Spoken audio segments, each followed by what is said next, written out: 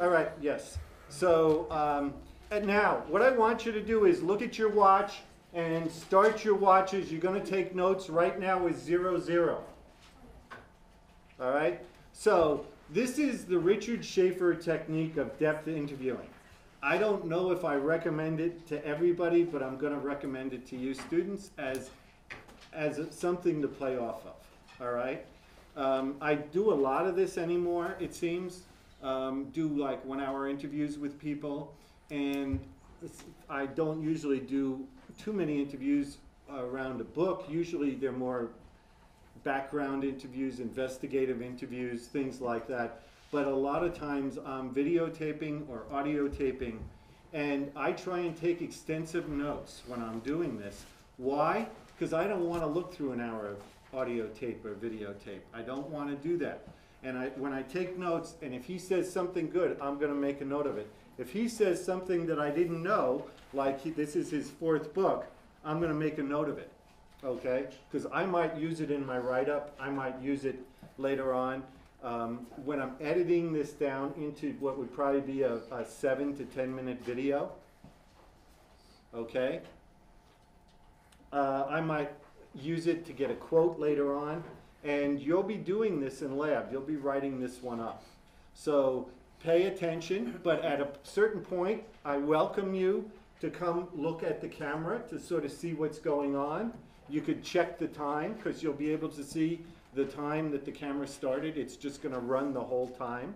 And this will be available to you on YouTube briefly when you go to lab.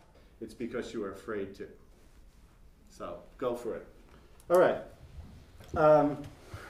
So the interview begins. We get a medium close-up of Dennis. And thanks for being here. I've got my notes. I work through it and kind of check off things as I go.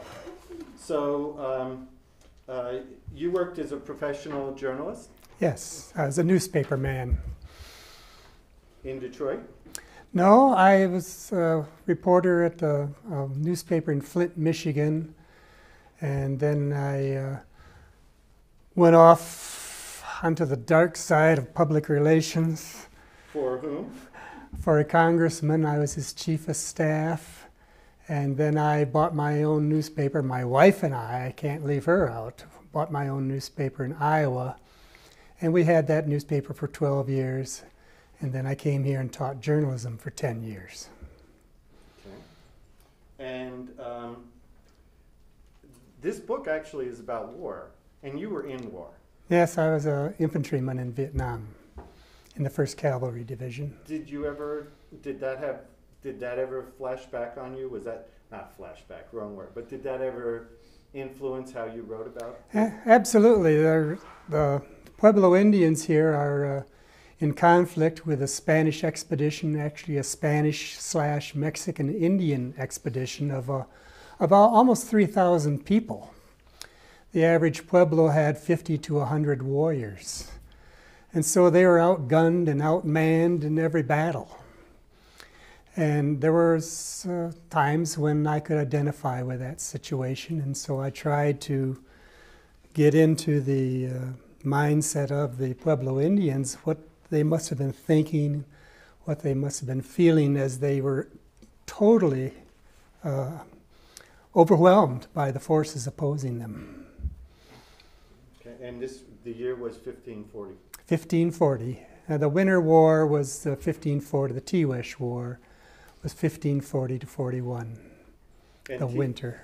Tiguex is T-I-G-U-E-X. That's right.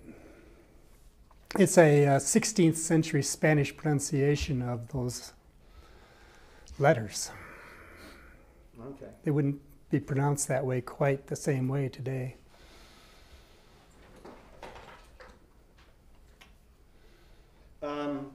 All right, so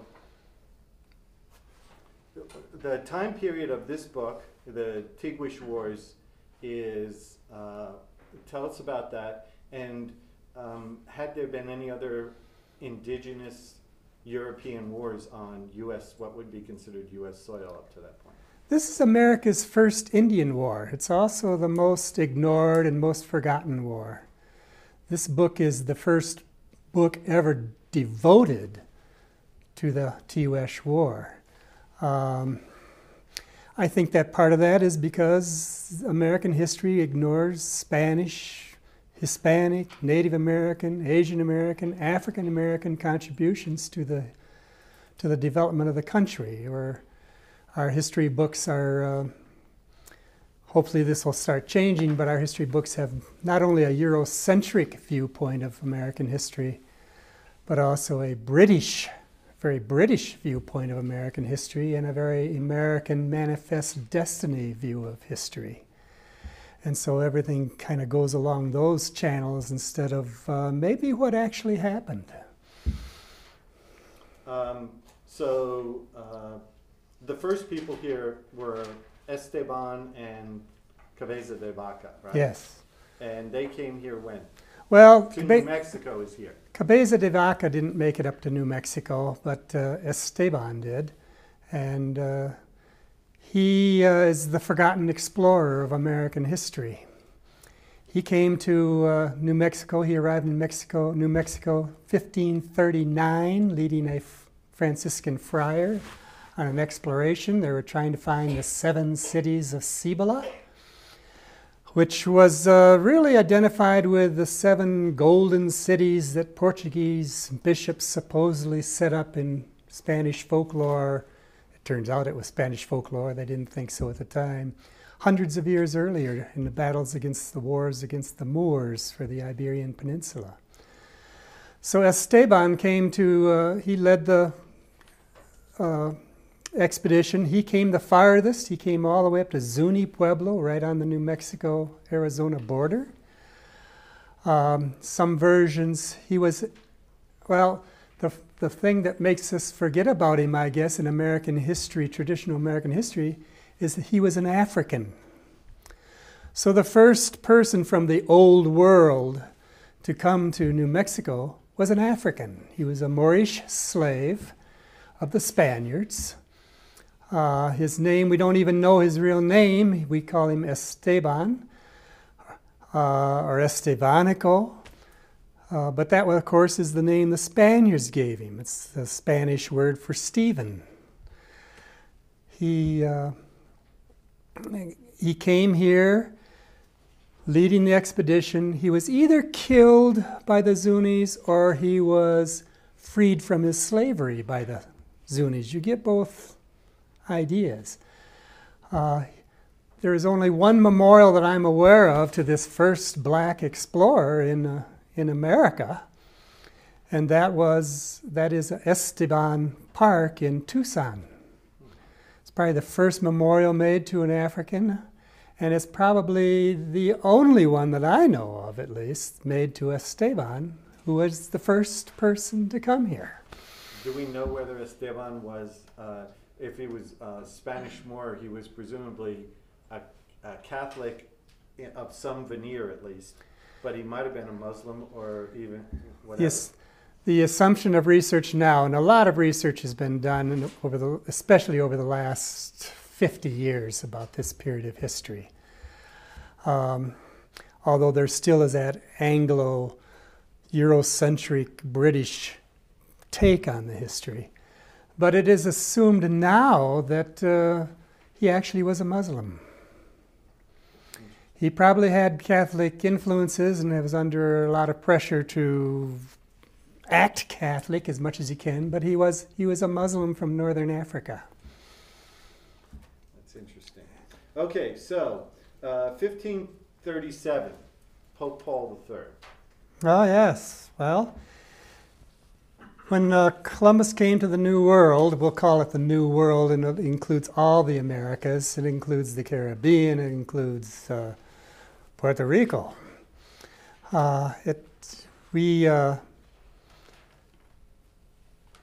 The Spaniards saw the natives that they encountered as inferior peoples, not really quite even human. And so that was how they justified their enslavement. That's how they justified their forced labor, by whether it was slavery technically or not.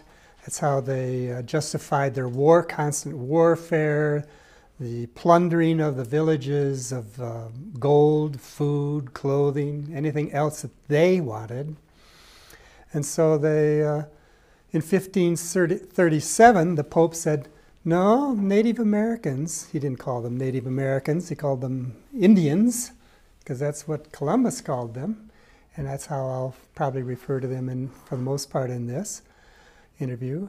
He declared that they were human beings, that they had souls, that they should not be enslaved, and they should be treated humanely and not destroyed in warfare at every opportunity.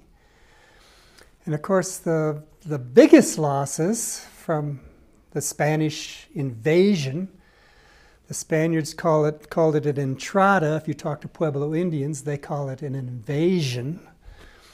The biggest effect of that was the disease, unintended or not, and I think it was mostly unintended. Millions of Indians all through the Americas died in the next 200 years from diseases. And that was true in New Mexico, the Pueblo people also? Yes, but not until later. The Coronado expedition, they had men dying of diseases, but they were isolated enough from the population, except in warfare, that didn't seem to spread into the Pueblo people's population until Oñate came 50 years later. And that's when the smallpox, the mumps, the whooping cough, everything started close to around 1600. How are you doing? You want to take a break or keep going? Okay. You want to keep going or take a break? We can take a little short break. Okay. So I'm going to have to speed it up a little bit because I'm looking at the time. It looks to me like I'm about a third done at best. And I'm trying to keep this thing down to about 45 minutes. So essentially, this is my cue. I know Dennis is listening, so I'm telling him that we're speeding up. But feel free, are there any questions at this point that you folks have? Think about it. I'll come back to you in a few more minutes, okay? If you have a question. I feel like at this point in the interview, I wouldn't say this ordinarily. We're friends, so I can talk in front of him. I feel as though I need to get a little more of the feeling about what his book is about, because his book really picks up in 1540. So that's where we'll probably push the next segment.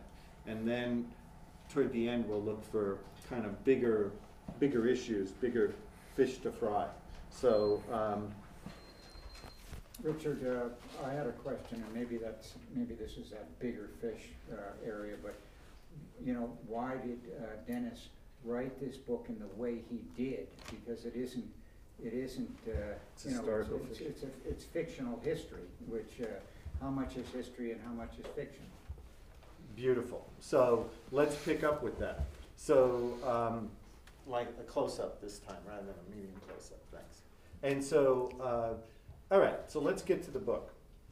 You're a journalist and you're a creative writer, but this is historical fiction. So why historical fiction and why this topic? Excellent question. When I moved to New Mexico in 2001, as I said, I grew up in Michigan, and sorry. See, you're a real problem, child. Yeah, that's what happens when you... You're good. Okay. Okay, so you grew up... I grew up in Michigan, and I thought American history started in 1620 when the Pilgrims landed at Plymouth Rock. I didn't realize that 80 years later, there was a whole period of history taking place right here in New Mexico. So I moved into along the Rio Grande, and I found out after a year or two, I'd never heard of the T-Wesh War. I had heard very little about Coronado. I found out that I lived right on the battlefield of the T-Wesh War. It raged all the way down from Albuquerque up to Bernalillo primarily. And so I thought, well, that's interesting. I want to know more about this. I'm within walking distance of where Coronado had his military headquarters for 2 winters, 1540-41, 1541-42. And so I started researching, and I found that I wasn't the only one. People who have lived here all their lives didn't know very much at all about the Tiwash War. Many never heard of it. And so for the next several years, I've been working on this book for about 10 years. I researched over 200 sources. So little has been written on the Tiwash War that I could sometimes only find a paragraph or a sentence or a snippet of a few words about the Tiwash War. There are only two foundations of research, main foundations for research. A horseman on the expedition named Pedro Castaneda wrote an account about 20 years after the expedition, and that was not translated into English until 1892. And then a historian, Richard Flint, wrote a book called Great Cruelties Have Been Reported, and that was the first translation of the war crimes trial against Coronado and his major field commander. And that was very eye-opening. Number one, it wasn't translated into English until 2001. And number two, if people never heard of the Tiwash War, heard very little about Coronado, and hardly anyone knew that he was tried for war crimes by the Spanish government after the expedition. And so, but those are the two main big blocks of information, with a lot of expeditionaries' testimonies, and all the rest came in little bits and pieces, and it took a long time, and a lot of it was contradictory, and I had to really try to sort it out. I felt I had to do a fiction book because I wanted to tell the Pueblo side of the story. We've heard the conquistador side of the story for 473 years. We've never heard the Pueblo side of the story because the Spaniards, frankly, pretty much ignored the Pueblo Indians as people. They saw them only as impediments or as sources of provisions. They would look at the Pueblo Indians and not even call them by their names. They gave them Spanish nicknames. Bigotes, which means mustaches. Esteban, who is African, but he didn't have his real name. They called an Indian, the main Indian who fought them, the main Tiwa Puebloan who fought the Spaniards in the Tiwash War, they called him Juan Aleman, which means John the German, because he looked like a German guy they knew in Mexico City. And it wasn't until his commander, Coronado's commander, was interviewed or in a jail cell in Spain under arrest for war crimes, that he said the man's name really was Shawian. And that is the only reference. But all the history books continue talking about Shawian as Juan Aleman. And so we have nothing but nicknames to go by. Shawian is the only Tiwa Puebloan whose name we actually know, and that is probably only a partial name. That's interesting. There were really two prongs. One prong came up via the water up through the Sea of Cortez, what we now call... Yes. Right. Sea of Cortez, we call Gulf, it today. Yeah. And they were supposed to go up the Colorado River, but that was they had difficulty. And they assumed, right, that there was no distance between the Colorado River and the Pueblo culture. They had it would no be a one-day walk. Geography was not a strong suit yet in 1540. So tell us about Coronado, and tell us, did he have good relations with Antonio, the Viceroy Antonio de Mendoza? Was he an old man, Coronado, when he came up? Tell us about the expedition. Well, most people weren't very old in those days. Most of the people on the expedition were teenagers, early 20s. Coronado was in command, and he was 29 years old. His standard bearer was 15 years old. I like to talk about the expedition, the two prongs of the expedition, because a lot of people say, well, Coronado was a man of his times. he treated the Indians brutally because that's the way it was done. And there is a truth to that. However, the Pope and the King of Spain and the citizens of Spain who are not colonizing the New World felt very differently about things, and they were very upset that millions of Indians were being killed and exploited and used for slave labor. And that side of the story, so there's two mores here. One where you just take whatever you can grab and use whatever power you can use to do it, and the other saying, you know, these are people too, that you shouldn't be treating them this way. But it was a dichotomy between the Spanish citizens and the Pope, and some priests and other priests were on one side and some priests were on the other side.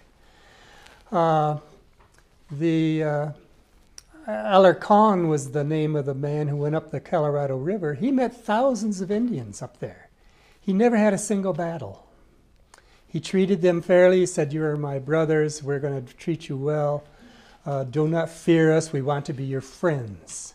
Coronado simultaneously was coming into New Mexico and fighting a very bloody one-sided war against the Pueblos. So here we have two Spaniards with totally different approaches. One with the approach of treating the Indians humanely and trying to be their friends, and another one just seeing what he can get from the Indians.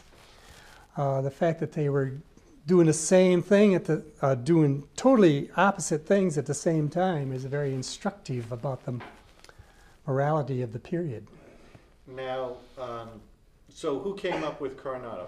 How many people and technology plays a role here? Because they had horse technology, they had different things. So I have a curious interest in first invasion, interplanetary first contact. And this must have seemed that way to the Puebloans. These people were coming on horses. They'd never seen horses before. They had guns. They'd never seen guns, steel weapons, swords, lances, crossbows. All this technology, very technologically advanced for a people who really basically fought with clubs and arrows, wood and stone, you might say. So they must have been just absolutely astonished by this. Coronado had about 350 to 375 Spanish men-at-arms. They weren't really professional soldiers. There were only probably 3 or 4 professional soldiers along. Most of these guys were more like militia. And in those days, everyone was a member of the militia to defend the frontier. The biggest part of the Coronado expedition, and the one that is most ignored, is the fact that there were at least 2,000 Mexican Indians along with him. We all know about the Aztecs. They made up the major part of that Indian force. Tremendous warriors. They'd been conquered by the Spaniards only a decade or so earlier. They now came along basically as mercenaries with the Spaniards, helping them defeat other Indians. One historian said the Spaniards didn't conquer the Americas.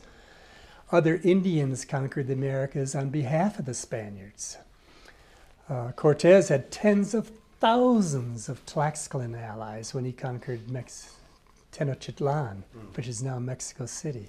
Coronado came up here with at least 2,000, mostly Aztecs and Tarascans.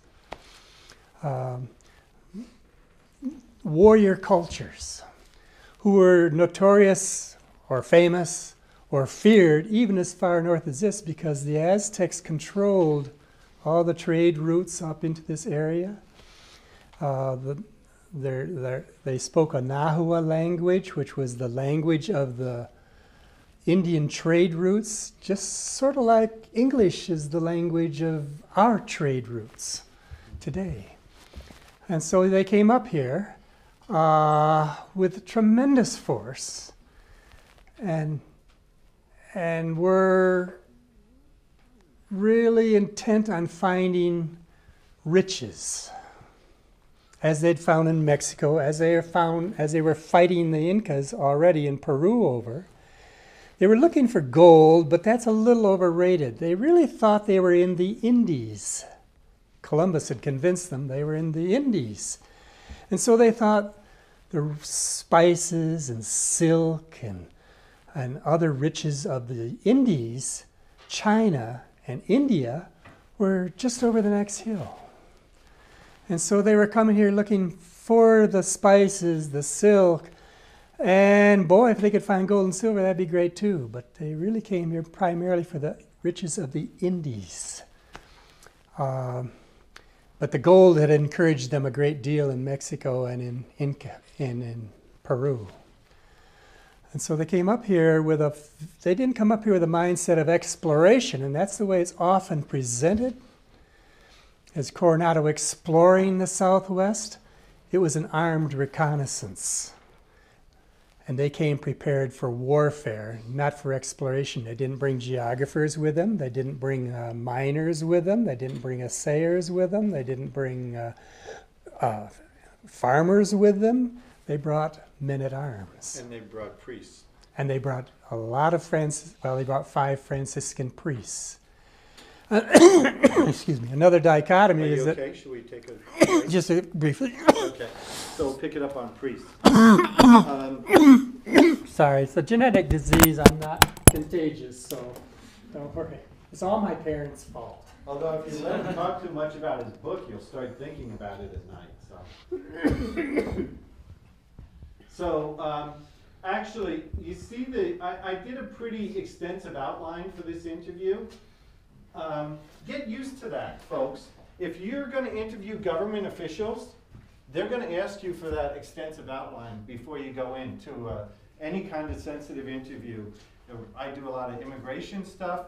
If I want to interview somebody in Mexico, I want to interview somebody in the FBI, I want to interview somebody in Border Patrol, they want to know the general line of questioning. We arrive at sort of ground rules in advance of where we're going, what we'll do with it. They want to know what I'll do with it. I always say to them, I have no idea what I'll do with it. I don't want any restrictions on what I'll do with the information. I'll let you go off the record if you want. But don't be put off. It's almost, I'd say, government practice now, not for politicians, folks, but for bureaucrats who are running things. They want to know the line of questioning and fairly specific. They always let you probe.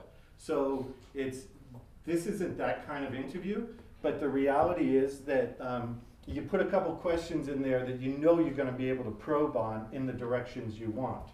They look relatively benign. These people aren't stupid. They know that that's what you're going to do. And usually when they're talking to me, if they've got really interesting things to say, it's because they want to get something off their chest. So just recognize that and be ready for it when you're doing more of a high pressure interview. So and just one other thing, I'll steal his thunder a little bit. I'm sure he was going to say something like this. Whenever possible, always try to know more than your source thinks you know. Yeah. Right, Toby? When I'm doing what I would call a hostile interview, I ask some questions that I know the answers to just to see if they're being candid or not. But I'm making too much of this.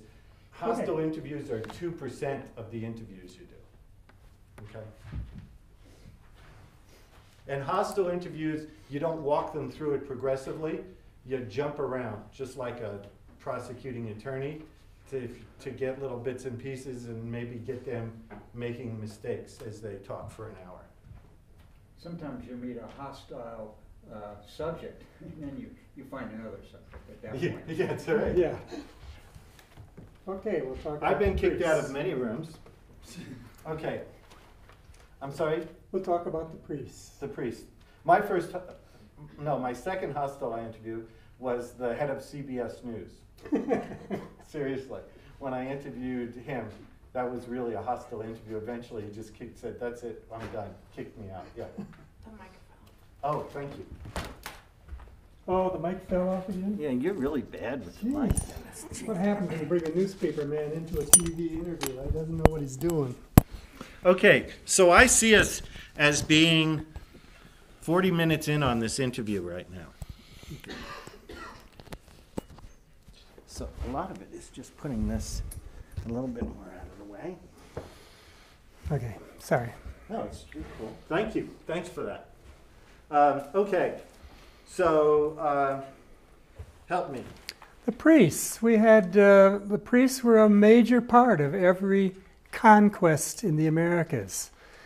And they were primarily the Franciscan priests. The Dominican priests were pretty much in opposition to the Franciscans. The major Dominican priest was a man named Bartholomew de las Casas. And his nickname was Defender of the Indians. And he was very upset with the forced labor / slavery, the warfare, the disease, the plundering that was taking place all through the Americas. And he was doing his best to keep the Spanish population and the king and the Pope all informed about what was really going on the other side of the ocean, which was pretty inaccessible. He made several trips across the ocean, weeks in duration, to try to keep reporting back. He had to smuggle reports out of what was going on because the Spaniards simply just did not know what the conquistadors were really doing, the cruelties and the brutalities. So we have the Franciscans aiding the conquest. We have Bartholomew de las Casas saying, well, we want to convert all the Indians to Catholicism and make them vassals of the king and the Pope also, but not like you're doing it. We want it to be with more humanity, and we want them to want to be Catholics, to want to serve the king, to want to serve the Pope, just like we do. And of course, the conquistador approach was the exact opposite, just force them to do what they wanted them to do. Now, you say you wrote this book from the perspective of the Pueblo Indians. Yes. There's a lot of history in here that looks pretty traditional history, but there's a lot of it is a narrative from this one protagonist's perspective. That's right. So why don't you describe the protagonist, and you even pulled his name from somewhere else. Yes. The Tiwa war captain who led the battle against Coronado in the Tiwash War was named Shawian. He made his last stand. He was killed in the Tiwash War. Then a young man, I call Pokis, emerges in a leadership position. I modeled Pokis after a warrior in the Caribbean who was only 19 or 20 when he led a 12-year revolt against the Spaniards. And he was so successful. Enrique was his name. His Spanish name. He was so successful that this Spanish king actually signed the first peace treaty with Indians just to get him to quit fighting from the hills of the Dominican Republic in Haiti, today's Dominican Republic in Haiti. Hispaniola was the name of it then. So I modeled this young warrior after him, leading a guerrilla warfare. Instead of fighting from the walls, which they just could not do because there were so many enemies, he said, no, we will fight as a guerrilla warfare, which was not a type of warfare the Pueblo Indians were accustomed to. They were used to barricading themselves inside their pueblos and fighting from the walls. So he starts out. I got Pokis, the inspiration for Pokis came when Oñate came 50 years later. Oñate met with only one Tiwa elder, a revered leader of the Tiwa people named Pokis, or Pokia in another source. My thought was this Pokis would have been, if I have him young enough in the Coronado expedition, he could be the same man. He'd be about 70 years old. That's young. I'm 71. Not young for that day, of course. Or he could have been maybe his son with the same name. And so that's where I got the name for Poquis, was from the Oñate records, and I got the inspiration for Poquis from Enrique in Hispaniola. And he fought a successful guerrilla war, which is also downplayed very much, in fact ignored in the Spanish chronicles. It doesn't come out until the expeditionaries in the war crimes trials say, oh yeah, we were afraid to go up into the mountains because of our enemies in the deep snow. And the Indians were still at war when we left, which is an unpardonable conquistador sin, and maybe a major motivating factor for why they brought war crime charges against Coronado. If you're a conquistador, you leave in victory. You don't leave and retreat back to Mexico with the Indians still at war against you. It's very, very downplayed in the Spanish chronicles. We wouldn't really know about it except for the war crimes testimonies of the other expeditionaries who gave a much more accurate viewpoint of what happened. So you're still an old journalist. You still go back and read the trial transcripts. Yeah, you still got to read the transcripts. One of the ways you learn about things is reading the trial transcripts. You want to know what the United States is up to. Read some Mexican trial transcripts of how we've got the cartels infiltrated. Yes, yes. So, so how did you fill in the details? I mean, how much do we know about everyday life? You have a lot in there, just about sort of everyday Pueblo culture, albeit at this very unusual time in their history. Well, I'd used several different writing techniques on it, trying to get to see the war from the Indian perspective. What did the Pueblans think about this? The Spaniards just sort of brushed over the surface. They would say, well, we came to New Mexico, we killed everyone at Arenal. They killed all the defenders, including burning at least 30 Indians alive at the stake. But that was European warfare. We shouldn't blame the Spaniards too harshly in a way, because all Europeans fought warfare in the 16th century the same way. You killed everybody. And you enslaved the women and children if you didn't kill them. And so the Spaniards were no different from the British, the French. Keep in mind that only 100 years earlier, the British, with the complicity of her French opponents, burned Joan of Arc at the stake alive. So there was a lot of cruelty in warfare in those days. And that includes the Asians, it includes the Native Americans, it includes the Europeans. Warfare was very cruel.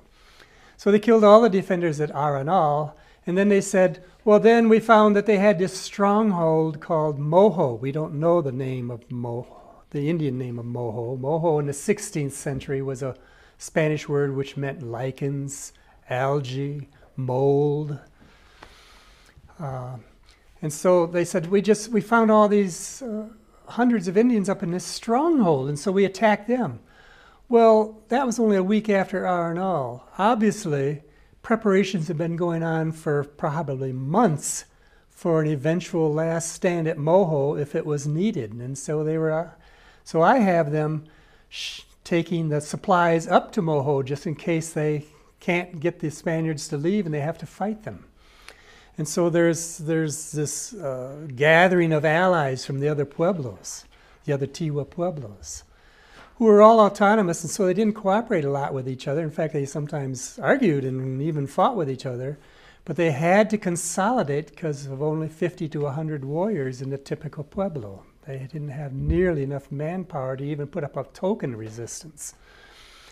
And so I go through this process of trying to get these allies together. We know the Spaniards are coming because we're right on the trade route.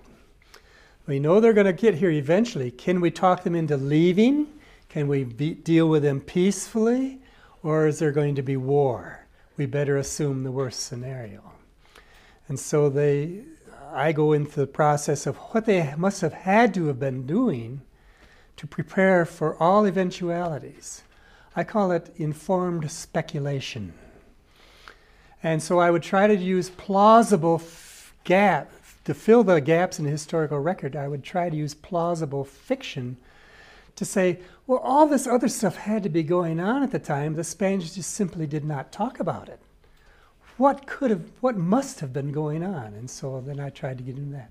I also used, wherever I could find it, oral histories from the Pueblo Indians. It's very difficult to get the Puebloans to give an outsider like myself part of their oral history. But there are little snippets again in different books where Joe Sando, for instance, was a Jemez Indian Pueblo historian. He wrote several books. He would occasionally put in a little bit about oral history, including a couple of episodes from the Coronado expedition that I was able to then use. Joe Sando passed away a few years ago, but he met with me at least 3 times, read the early manuscript, and encouraged me to continue doing what I was doing, trying to tell the Puebloan side of this story. I think now I've done enough research, I actually could do a non-fiction version of the book, but this is, I didn't want these people to be forgotten and ignored. I wanted them to be remembered with their own story about what happened in 1540.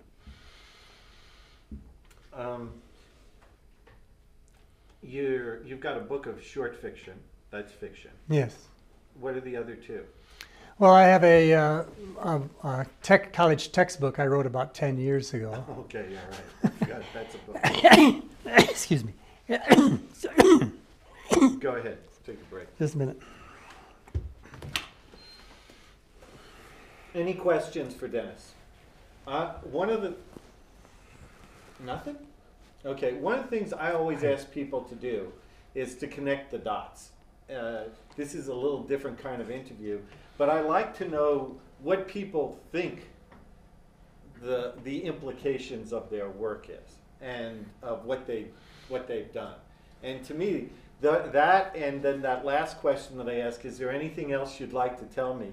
Those 2 are usually the ones that for me are the most interesting in terms of developing and learning new information.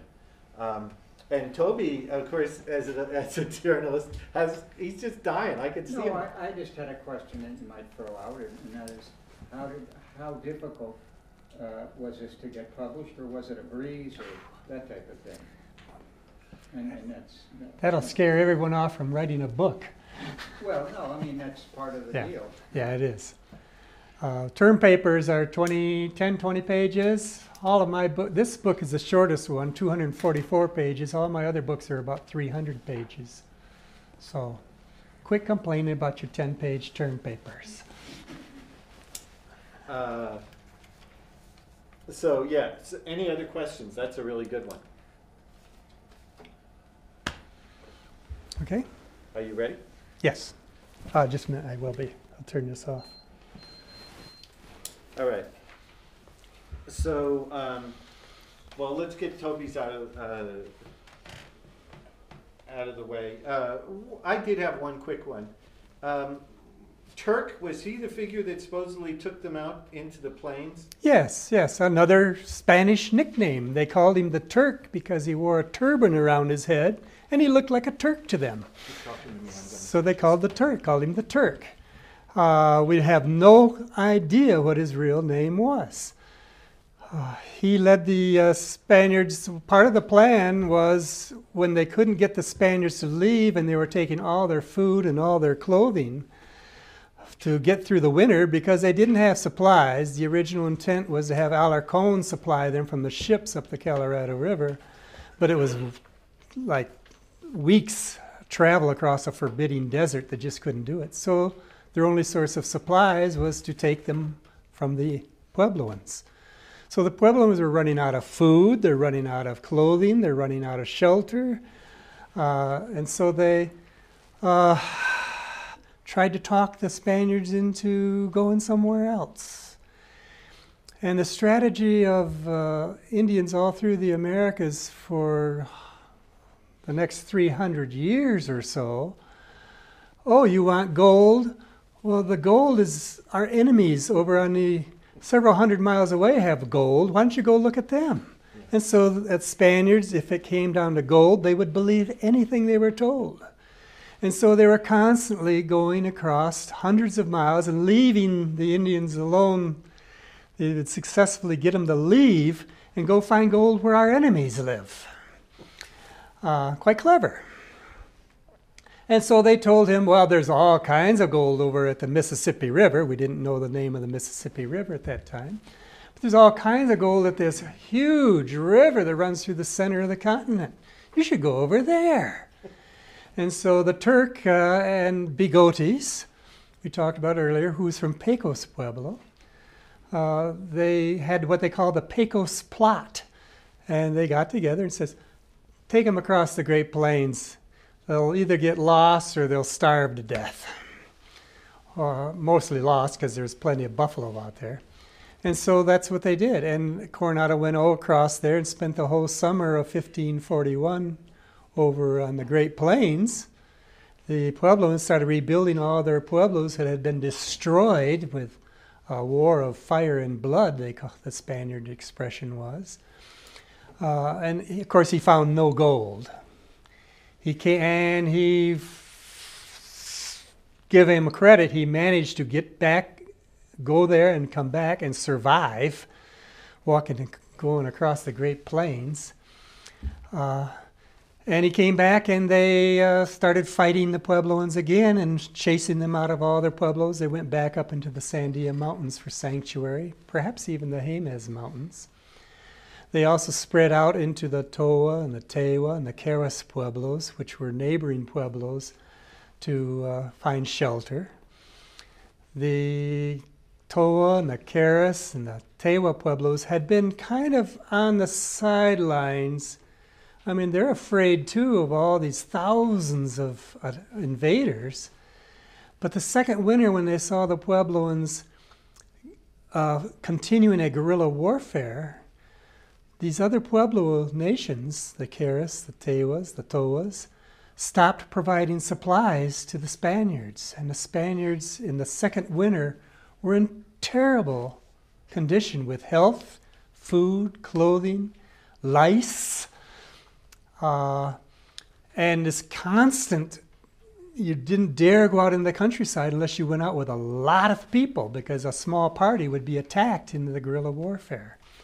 This all came out finally in the testimonies against Garcia Lopez de Cardenas. Totally omitted from the Castaneda account, which is the one most familiar to people. The Castaneda account is startling for what it leaves out as much as for what it puts in. So there must have been quite a bit of enthusiasm for this book if it covers new turf. So I'm sure you had people just banging on your door to write this book and publish it. It was very difficult to get the book published. Number one, the recession, the university presses had all cut out fiction. So no university press will touch fiction still today unless you're a famous author. I am not a famous author. Being an unknown author with my first fiction book, I went to every Southwest publisher I could think of. I've thought of a few more since then, so maybe it would have worked out differently. But everyone I could think of at the time turned it down. I think they thought the book was too unusual. Historical fiction is a small genre anyway, not very profitable anyway. But this is a book told from the Indian point of view. It worked with dances. It worked with Dances with Wolves, and it worked with mental block. D. Brown's Bury My Heart at Wounded Knee. But books telling the Indian side of the story are very rare. And so I think that scared them off. And so finally I found a publisher. I found a couple publishers here that would print the book if I paid them $1,500 to $4,000. I thought, nah, I don't want to do that. I don't know why. I just didn't want to do that. Vanity Press. No, Vanity Press. And so I finally found a publisher in Pennsylvania who was willing to take it on and say, yeah, this sounds like an interesting book. But it took me 10 years of research, writing, editing, rewriting, rearranging, talking to agents, talking to publishers, before I finally found this Pennsylvania publisher who would publish the book, design the cover, copy edit it, and provide all of the services that we think of a publisher providing, that I didn't have to pay anything to get the book published. It was very, very frustrating, very disappointing, very demoralizing at times, trying to get people to look at this book and say, well, let's give it a shot. We never heard of this author, but let's try it. So for you, connect the dots for me. What does this book mean to you now? I mean, it's behind you a little bit, but it's still in front of you. You're doing these kinds of, you're on the book tour circuit a little bit. Yeah, a self-financed book tour circuit, because it's a small publisher. It's not one of the New York City publishing houses, the big five. And so most of any promotion that I'm going to be doing, I'm going to have to do it by myself. They sent out a press release, of course, to all the major newspapers and magazines. My publisher did, just like the big folks do in New York City. But because it's a small publisher and I'm an unknown author, they probably all got thrown into the circular file as soon as they arrived, without even being opened, probably. And so it's up to me to go around to the bookstores. And I'm still an unknown author. It's still a kind of an unusual book. Hard for some people to grasp the concept that this is going to be any different from the Castaneda Chronicles of 400 years ago, and it's vastly different. Taking a totally different viewpoint, filling in all kinds of informed speculation in the fiction. So I still have trouble. I've been working for 6 weeks now to get into a bookstore up in Santa Fe, and I can't even get my phone calls and emails returned. It took me 2 months to get into a bookstore in Albuquerque, and it was very successful there. But it's just so hard to get anyone to pay attention to you if you're not a best-selling New York Times author. Has anybody paid attention to you from the Hispanic heritage? I mean, Coronado and one of his next in command, Don Garcia Lopez de Cardenas, they look pretty bad in this thing. Well, you know, Bernalillo calls themselves the city of Coronado, so there's a lot of Hispanics who take a great pride in that they came to this part of the world and they conquered it. And they're still here, and the Pueblo Indians are still here too.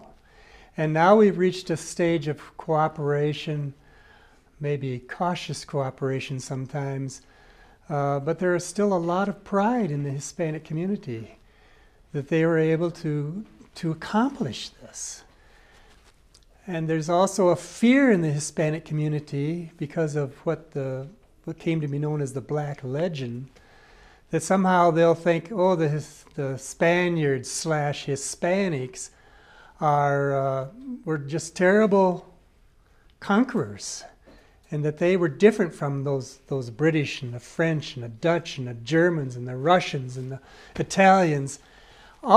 Many of those, by the way, had individuals. There was a German bugler on the Coronado expedition. There was a British swordsman. There was a Scottish swordsman. There were Italians. There were Sicilians. There were Portuguese on the expedition. It wasn't all Spaniards. But their fear that is somehow if the full story comes out, and this is an attempt to tell the full story, that somehow it will denigrate their accomplishments. And so I'm concerned about that.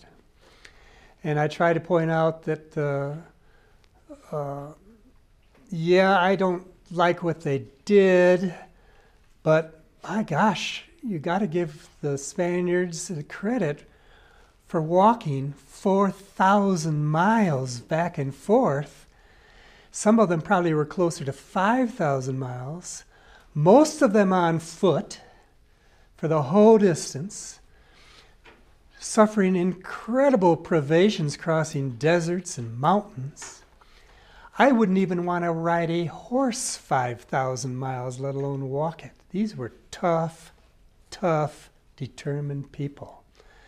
And they deserve a lot of credit. It's amazing that they were able to accomplish. It was amazing they even managed to get here, let alone what they did after they arrived. You're white all day long, like I'm white all day long. Yeah. Do you has your authority to write about Spanish conquistadors from a Native American perspective, has that been called into question? Oh yes. My mother's family is from French Canada, and they, for hundreds of years, and we've always thought there must be some. We've always heard there were Abenaki blood in me, so maybe I have a genetic memory of some kind, of some slight degree. But yes, the first thing many Puebloans say to me are you Puebloan? Are you native? And I'm sure that the Hispanics might say the same thing to me with full justification. No, I'm not. But I've always been wanting, as a journalist, wanting to know both sides of a story. And I was trained to tell both sides of the story. When I approached this subject, I realized only one side of the story had ever been told. And I felt an obligation that it was time to tell the other side of the story. And maybe when we put the two stories together, we'll have a much clearer understanding and a much more accurate understanding of what happened.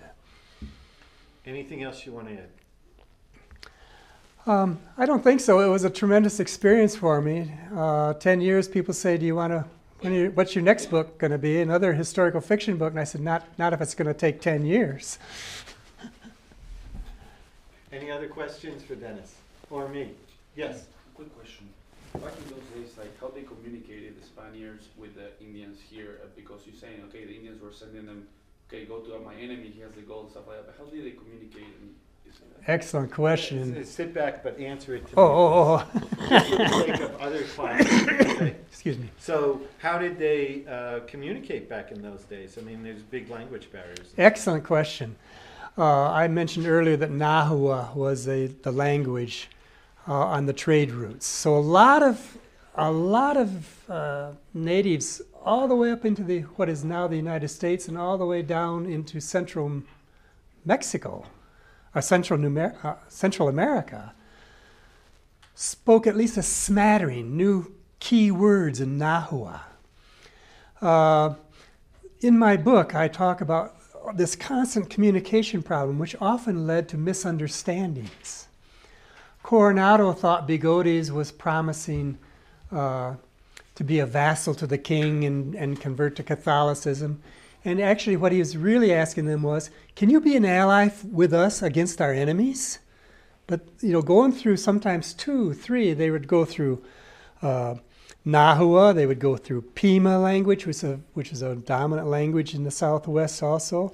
They would talk in Zuni, they would try to find Tiwa words, and of course in the Pueblo languages, there was at that time 7 distinct languages, all not understandable to each other. And so they would just start throwing all these words from all these different languages together to try to communicate, plus Plains Indian Sign Language, trying to get across to someone who knows a few words of here, there, and trying to get some kind of communication going. There were a lot of misunderstandings as a result. Good question. Think you could turn this in? This would be difficult as a 500 word. It'd be easier as an 800 word maybe, but you'll get your opportunity. Anything anybody wants to add? Here's a question. I was just gonna ask you if you since you did take a viewpoint that nobody's ever really told or written about, have you received any negative feedback from maybe the people that are part of what you're writing about now, or disagreeing with you, or in any way, even though you're writing about history, you know what I mean? Okay, that's a good question. I have been gratified and encouraged by the fact that when I have had Pueblo Indians read this book, and of course the biggest problem of a new book by an unknown author is to get people to even realize it even exists. But those who have read it have said, thank you for telling our side of the story. I've heard that from several Puebloans. Finally telling our story that we've had to listen to the other story for 400 years, almost 500 years. And so, yes, I have gotten some feedback from that, and we're still in the very early stages, and I'm not saying that might not turn and bite me, but so far the feedback I'm getting from Pueblo Indians who were very reluctant to talk to me when I was doing my research. Who am I? I'm not D. Brown. Who am I? And so they were very reluctant, but now that they've seen the book and seen what I've done with the book and trying to tell their side of the story, they've been very supportive. Good question. I think we better wrap it up. We have to pick up and be out of here in a few minutes. I want to thank Dennis, as always, for helping me in so many ways these days. There's a book out there circulating somewhere. If you could. Well, he wants his book back. My book are $14. No, I'm just giving me the book. A few more bucks than that, but it's pretty reasonable. Take your time. Would you do me a favor and take off your mics? Okay, so be prepared. This will be available to you on YouTube. I'll get the URL to folks, and I'll only have it up for a little while, and then I'll pull it down. Richard, Ada wants you to text him when you're done. What? Ada wants you to text him when you're done. Oh, okay, thank you. If anyone has an individual question for me that they don't want to share with the whole classroom, you're welcome.